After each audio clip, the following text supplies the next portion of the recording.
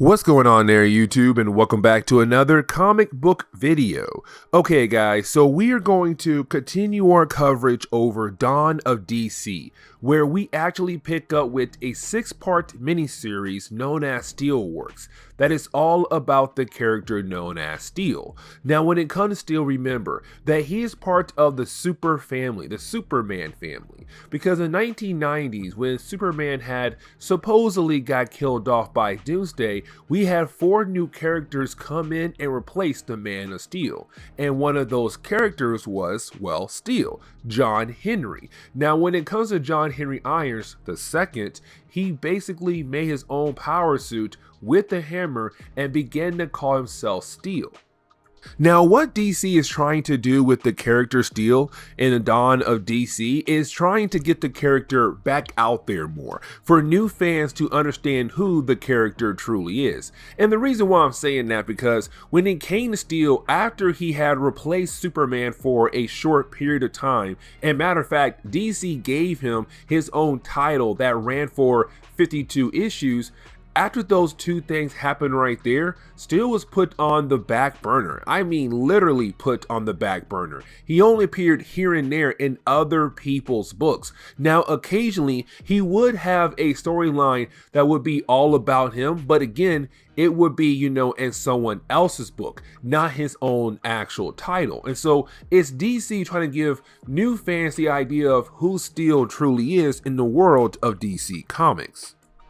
Now, the book is written by a guy known as Michael Dorn. Now, you're probably wondering, okay, who is Michael Dorn? Well, you have the right to wonder that, because Michael Dorn is a brand new comic book writer. This is literally his first book he ever written in the world of comics. Now, you're probably wondering, why in the world would DC go after a guy who has not written any comics at all? Well, one, I'm going to tell you right now, DC has done that in the past with other books, with other writers, and basically gave them the first story to write. But when it comes to Michael Dorn, he's kind of not really well known, but he does have some connections to older DC projects. Now, when it comes to Michael Dorn, he was an actor who played on Star Trek, but he also was a voice actor for 2 episodes on the Superman animated series in the 1990s. And in those 2 episodes, he was the voice actor who voiced the character Steel. And so DC felt like it would be a good idea to have him write a story about the character that he had technically, voiced a while back. So, kind of cool. Now, going ahead and getting into today's storyline, we actually do pick up with John Henry making a huge announcement to Metropolis. And this is kind of like what DC has been trying to do in the Dawn of DC. See, with Lex Luthor being gone, it kind of gives Metropolis the ability to bring in new kinds of companies. And one of those companies is going to be Steelworks, of course, run by John Henry. Now, when it comes to Steelworks, their main goal is to build different kind of technology to help benefit Metropolis, to help Metropolis get better to the point where it is actually able to protect itself and begin the process of trying to stop relying on the heroes so much, especially the Superman family. And so this is a huge achievement for John Henry, to actually build a company from the ground up to hopefully begin the process of helping out Metropolis. Now, with all that being said, of course we already know that there's going to be different kind of enemies out there who are going to try to make different kind of moves to ruin what John Henry had built. But of course, those enemies are going to have some kind of weird reason of why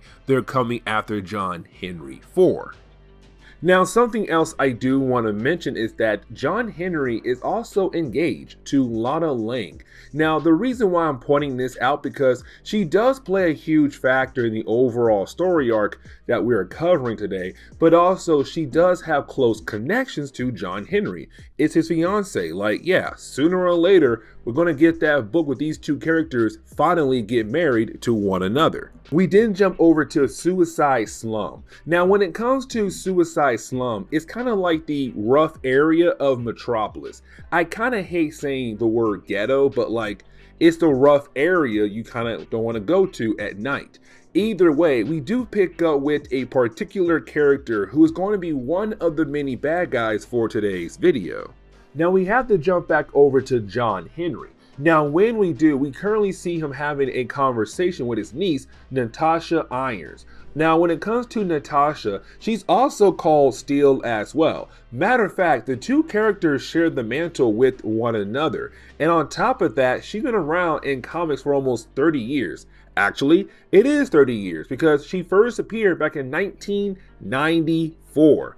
Man, I feel old now. Either way, when it comes to Natasha, she's also very smart, but she's been a hero for a very long time, even been on the Teen Titans. But on top of that, she's also part of the Super family. Now, when it comes to John, he is thinking about the idea of giving up the Steel mantle completely, not just over to her, but stop being a hero, because his main goal with Steelworks is to build up a city that can stop relying on heroes so much, because that's his problem right there, because you have a lot of people out there in the city of Metropolis who are kind of just relying on the superheroes for almost anything they are going through. You know, usually when it comes to heroes, they should be facing the big, huge problems. You know, Lex Luthor, our Doomsday, things like that. But the problem is, though, you have people in Metropolis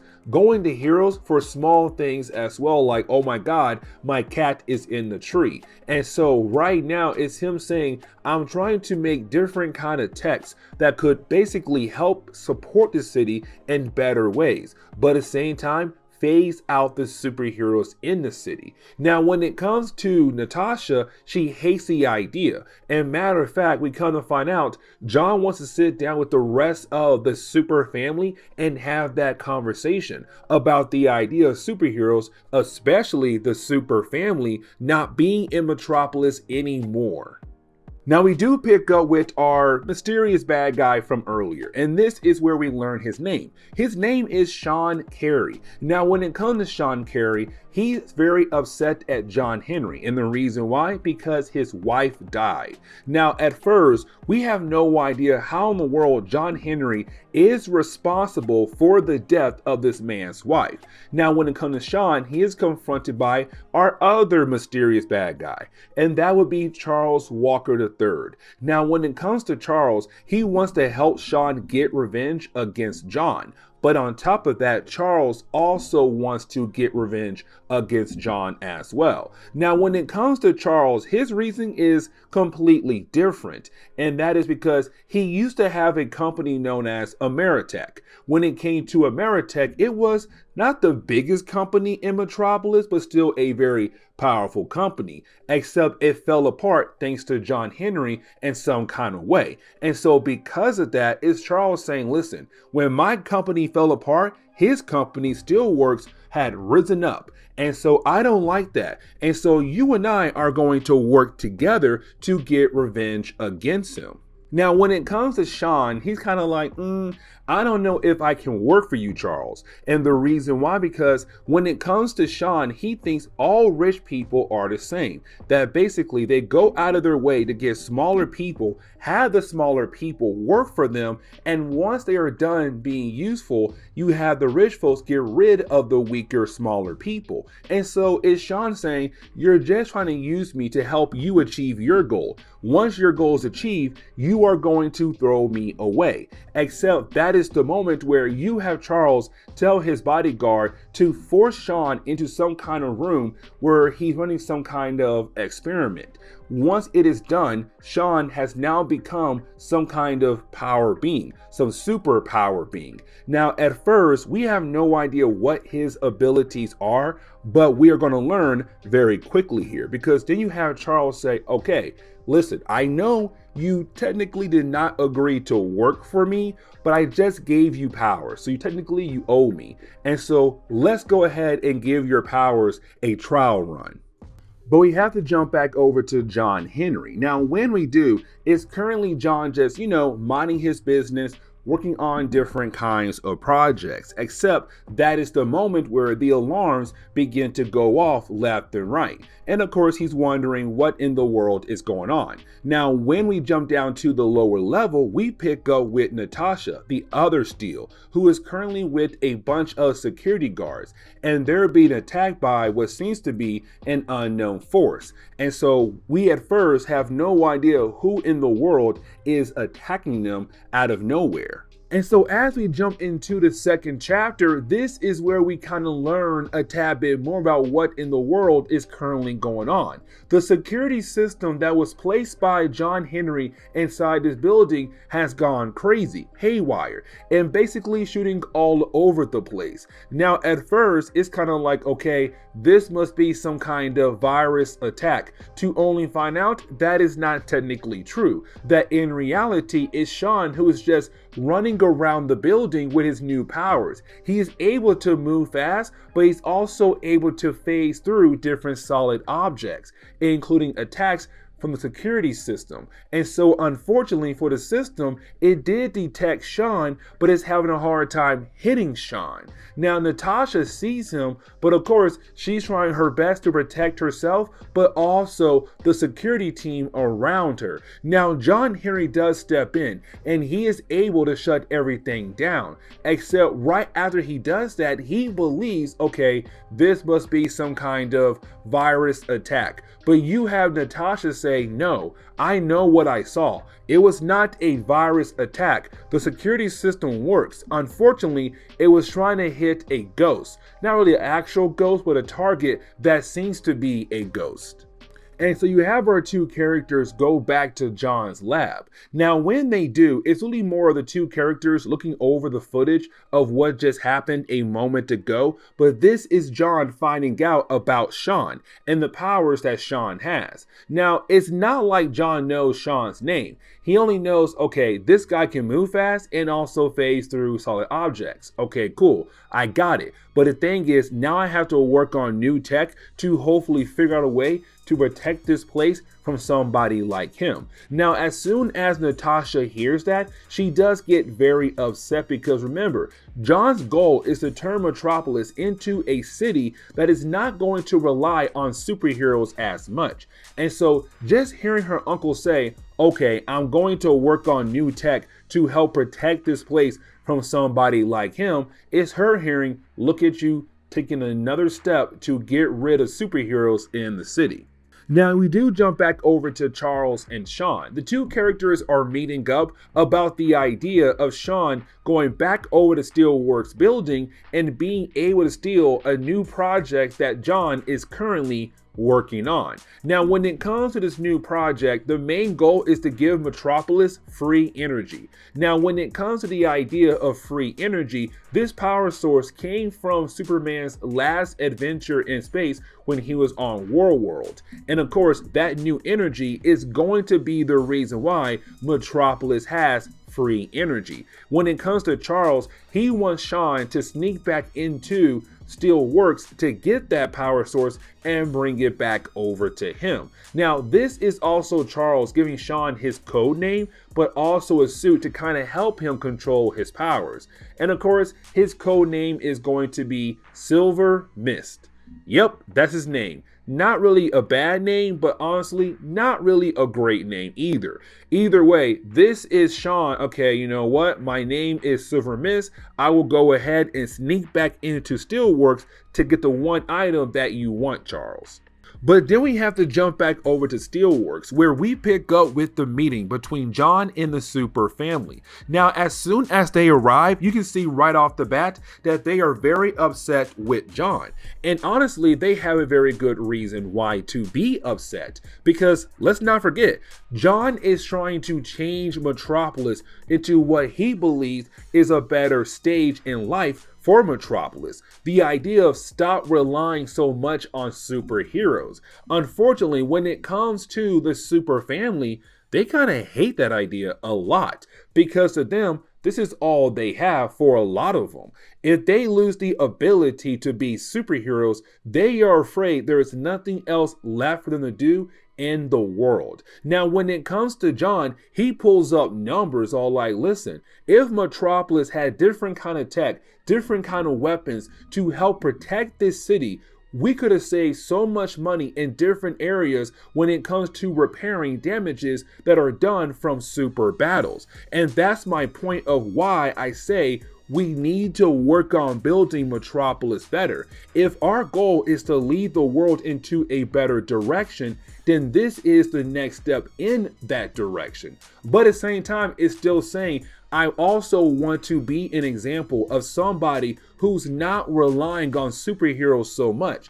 And so that is why John is giving up the idea of being a superhero to lead the example of we can do things on our own without the help of Superman, Supergirl, or Superboy. Now, here's the thing, because while the meeting is going on, Natasha sees something and she leaves the meeting to handle that problem. And of course, what she saw was Sean.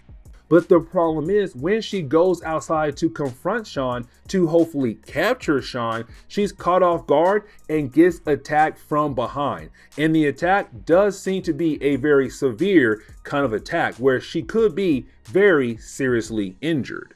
And so while we jump into the third chapter, you have Silver Mist trying his best to do whatever he needs to do to hopefully tap into Natasha's system to get the things that he's looking for when it comes to her power suit. But unfortunately, there were, some counters put in there just in case of emergencies like this right here. And so unfortunately for Silver Mist, where he believed that this was going to be an easy task, being able to retrieve data from her suit begins to protect her from him. And then you have Steel arrive, the other Steel, John Henry. Now, when he does appear, you have Silver Mist get the heck out of there because he realized that he technically messed up, but he is not prepared to handle John Henry right now, or possibly the other members of the Super family. Now, you do have John and Natasha go back to John's lab once again. And when they do, it's really more John telling Natasha that when she was hit by Silver Mist and his phasing abilities, it seemed like her suit and her were becoming one together. It's like she was becoming more like the suit while the suit was becoming more like her, combining together. And apparently to John, it's very similar to what's going on with the Silver Mist. The same thing, that currently his suit and him become as one so that he is able to phase without the idea of possibly losing his clothes. But the problem is when he does it to other people, he's also fusing their clothes or armor suits to their actual bodies, and it could be permanent. And so you have John saying, I need you to sit on the sideline until we are able to know more about this character and his powers, and also hoping to figure out what kind of effects it has on you and your armor suit. But then we jump back over to John and Clark. Now, when we do, you have the two characters talking about the idea of a huge parade happening in Metropolis over the anniversary of Superman's death, but also his return. Because remember, 30 years ago, well, 31 years ago, Superman died by the hands of Doomsday, and that was still a huge moment in Metropolis. Now, he did come back, but it was such a huge loss for the city that every single year they kind of come together as a city and not really celebrate, but remember what happened to Clark. The idea that there is a possibility that Superman could die for good, and other characters around him as well. But it's also John wanting to come to Clark and talking about the idea of what is his end goals when it comes to Steelworks. That Steelworks goal is to build up Metropolis, to make it better. It's already better than most towns in America, but why stop there? Why not go ahead and continue to make this city better, and then possibly go into other areas of the world and do the same thing as well? But their goal to do that is to use the power source that Clark brought back when he was on World. So either way, it's John saying, listen, Clark, what I'm trying to achieve is going to be great, not just for Metropolis, but for the entire world. And you didn't have John go back home to his fiancee, Lana Lang. Now, when he does go back home, or when we do pick up with John and Lana, they were currently asleep, but John gets up. And Lana is very concerned for John. Now, the reason why John's kind of freaking out because he realized that every single time everything is going perfectly for him, out of nowhere something happens, something bad happens to him, and it hits him hard. For example, his grandparents. And on top of that, when it came to the last company that he had worked for, Ameritech.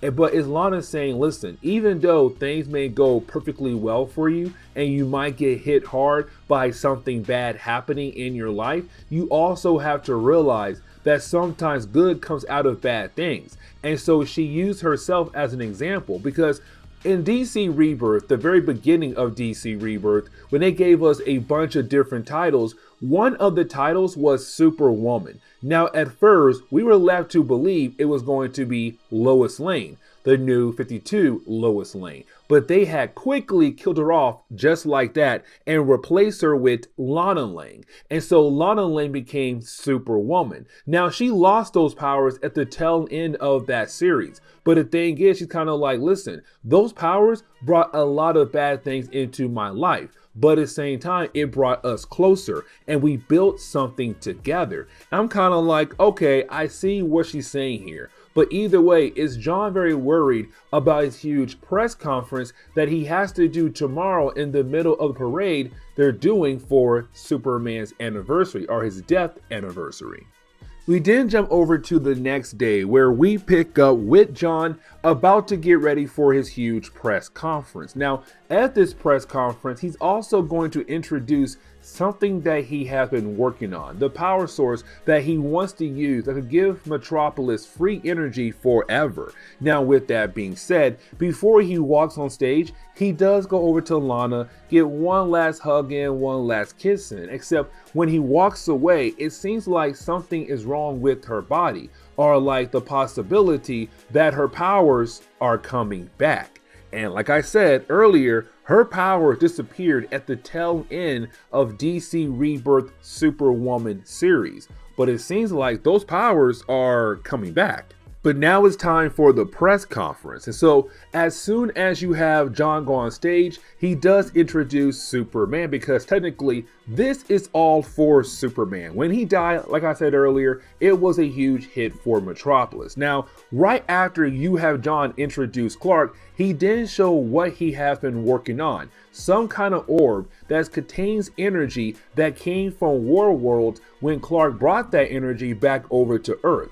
And it's John saying that he plans on using this as a way to give Metropolis free energy. But right after he does reveal what he was currently working on, well, then out of nowhere, you have a bunch of mandroids appear. Now, when it comes to these mandroids, they begin to attack the area. Now, luckily, the Super family is there. But here comes the problem though, Connor. Because when Connor tries to use his heat vision, by the way, Connor is Superboy. Either way, when it comes to Connor, when he tries to use his heat vision, it doesn't work properly. Matter of fact, he uses a whole lot more energy than he was trying to actually use. Except right after he uses his heat vision, it seems that he is completely drained or something wrong with his body.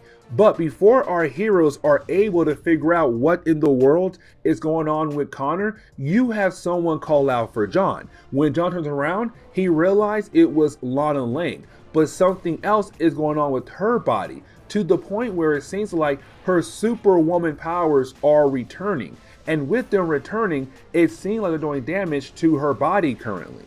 And so getting into the fourth chapter, well, we pick up with Steel kind of realizing that there's something wrong with Lana, but unfortunately, he does not know what could possibly be wrong with her. Either way, he does realize that there must be some kind of connection between Lana, Natasha, and also, of course, Connor as well, because all three characters' powers or armor suit have been acting very weird. Now, as soon as you have Steel realized there could be a connection, well, that is the moment where his tower alarms go off once again. And we kind of find out why, because of Silver Mist. Is Silver Mist just currently coming back over to Steelworks and breaking into the place, hoping that he'll be able to get the power source that he was hired to steal for Charles? Because remember, Charles said your next mission is to break into Steelworks. They have an underground basement that I want you to break into and get that power source that Steel is trying to give over to Metropolis. Now, with that being said, you do have Silver Mist being able to get through all the different kinds of security that was put around this building to protect Steelworks, but to also protect the orb as well. Again, the orb is the power energy that was brought to Earth when Clark came back from World. Either way though, Silver Mist is able to get his hands on what he came here for. But as soon as Silver Mist have picked up the orb, the entire building goes on lockdown. Now here's the thing, because you're probably wondering, hey Fresh, he has the ability to phase through things, which means that he'll be able to escape the place very easily. No, because John realized that the thicker the solid object is, the more energy that Silver Mist must use as a way to phase through that thick solid object. And so with that being said, when it comes to John, he realized the safe door took a lot of energy out of Silver Mist. And so if he tries to phase through the door once again, he will be completely drained. And so this is John surrounding the safe, but still wanting to talk to Silver to have him give up easily without the idea of him losing a lot of energy, but also getting beat up by John as well. Except when it comes to Silver Mist, remember, he's working with Charles. They both want to see John Henry fall apart. They want to see his entire business get shut down. And so you have Silver Mist go ahead and destroy the orb that he came here to steal. Now you're kind of like, dang, there goes Metropolis' plan to have free energy. Now, right after he does destroy the orb and a safe door opens up, you have Silver Mist being able to get the heck out of Steelworks, and we're left to believe that technically he did win, because again, he did destroy the orb that was going to give Metropolis free energy. Now, right after you have Silver Mist leave, that is when you have John tell us, the readers, but also Lana, that the orb that Silver Mist had destroyed was actually fake. The real one was kept somewhere else in the safe that he knew that Silver Mist would not look there at all. And so we're in luck here. It's kind of like, okay, John was able to actually, save the orb. And so it does look like Silver Mist's plan has completely failed. This is a great thing, except you have the last few pages of chapter 4 kind of go back and forth between different settings. So for example, the first setting is John and Lana talking to Clark Kent, Superman, about the idea of what happened to Lana, but what happened to Connor as well. Where you have our heroes realize the reason why her powers, Lana powers, had returned is because of the orb, and why Connor powers went crazy because those two characters were right next to the orb, or somewhere near the orb. Now here's the thing though, because as soon as our heroes realize the energy from World is the reason why Connor and Lana have been acting a tad bit differently when it comes to their powers, well, right now Lana is okay, and so is Clark, which means the orb in John's hand is also fake as well. And so that's where the second setting comes in, because we kind of find out while you had John believe that he hid the orb in a good place, well, apparently some guys who worked for Charles Walker was able to sneak their way into the safe and actually find the real orb, and then replace the real orb with another fake orb. And so John got tricked. And so when John believed he tricked Silver, really John got tricked while trying to trick Silver. The real orb is with Charles and Silver Mist. Now, as we jump into the 5th chapter, well, we pick up with the idea of what Charles has been working on this entire time and why he wanted the orb so badly. Like, yes, he wants to ruin John Henry's company, but at the same time, he wants to use the orb to power up some kind of huge robot that he was currently working on. And so with the robot now being charged with the same kind of energy that came with World, technically Charles now has a robot that could easily defeat the Super family. Because remember, the energy of the orb was messing with the powers of the Super family, the ones who have powers. So like Superman, Supergirl, Superboy, the other Superman. Either way, this could cause a lot of problems for the Super family. But then we kind of dive into the actual origin of both Charles and also Sean. Now, we already know that when it came to Sean and also Charles, they both worked at Ameritech. Really, Sean did. Charles was the owner of the company, but we also kind of find out John worked there as well, John Henry. Now, here's the thing, because John and also Charles got into a heated argument to the point where you had John Henry wanting to quit. Now, when it came to Charles, he believed that John cannot quit because of his contract, except you have John tell Charles, no, I can quit. There are loopholes in the contract that helps me quit just like that. But on top of that, John Henry was also able to take all the different projects that he had for Ameritech with him as well. And so for Charles, he did not like this at all. And so he tried to use his lawyers as a way to hurt John in a lot of legal battles. The problem was, though, he was losing every single legal battle. But on top of that, John Henry told the media what Ameritech and Charles was trying to do. And so this hurt Ameritech and Charles even more, to the point where the stock in the company began to drop very fast. And on top of that, they lost more money to all the different legal battles they had against John. And so the point where the company had no choice but to go ahead and shut their doors. Now, this affected Sean as well, of course, Silver Mist. And the reason why, because he was just a worker there, but his company, Ameritech, was paying for all of his health benefits. But unfortunately, when the company disappeared, so did his health benefits. But on top of that, his wife got sick. And unfortunately, the hospital couldn't do anything for her because Homeboy did not have any kind of health insurance to basically save his wife's life.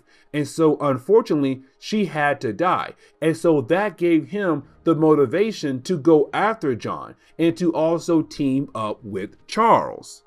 But getting back over to the present day, we actually pick up with Charles currently using his Megazord as a way to attack Metropolis. Now, you do have the Super family try to move in and stop him, but the problem is, though, the orb that contains the energy that came from World is affecting our heroes. And so, unfortunately, they are unable to get close to him. And if they do, their powers begin to go kind of crazy. And so, unfortunately, they're getting their butt kicked by Charles. Now, luckily for our heroes, you do have Steel come in, because remember, Steel does not have any powers at all. Technically, everything about him comes from his power suit. And so this is him saying, okay, if my fellow super people can't handle him, then it's up to me to basically take down Charles for once and for all.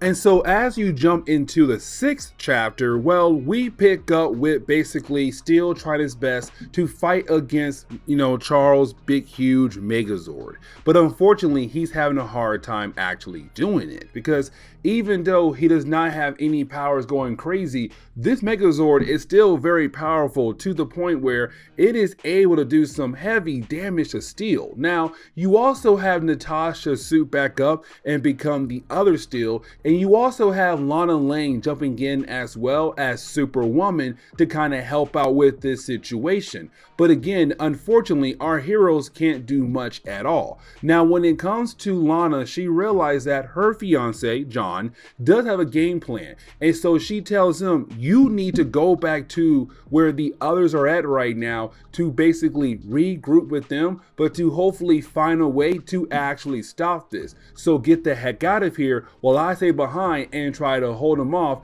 to give you enough time to figure out what the heck we can do here.